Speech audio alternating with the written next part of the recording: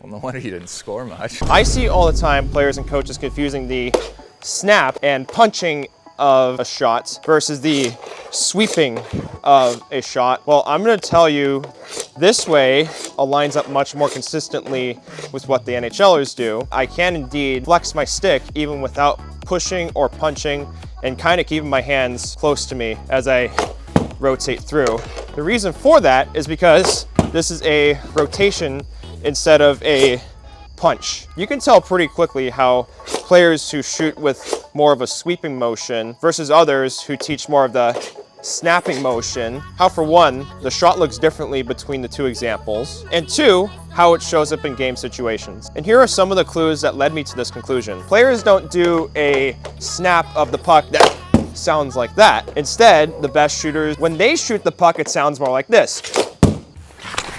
Now there's still that separation of the puck, but this is the problem with people trying to copy the hands out position or even the elbow up, is that they ignore the starting point to the end point. And they also use single dimensional analysis. What do I mean by that? They only look at one angle, they only look at one factor, and they make their conclusions based off of that. If you took an exam in a biomechanics class using this single dimensional analysis, you would get a big fat F on your test. Well, no wonder you didn't score much. How do I know that? Well, I've learned from a kinesiologist. The proper word for this phenomenon is called ergodicity. Many of you probably don't know that word. I certainly didn't. But what it basically means is what I just said. You got to observe the starting point to the end point, and you cannot observe something dynamic like shooting, like skating, like stick handling, like everything else in hockey ability with a static image. So that's why you get people who look like this and maybe shoot like this to try to copy that position in a static image, but then it looks completely different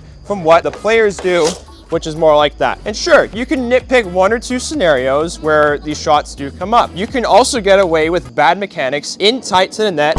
However, if you want the most optionality, the most hockey ability, the ability to score from not just in tight, but also from distance, then you have to shoot differently. And these players are leaving a ton of clues that coaches and pundits would rather say, oh, they're shooting wrong, they have bad technique. Alex Ovechkin, maybe he scores a lot of goals, but did you know he has the worst technique out of anyone? Yes, an actual professional coach said this, and it's stupid. So keep shooting with a wind-up, keep shooting in a wide stance, keep shooting with a wild follow-through, because the best players are doing that.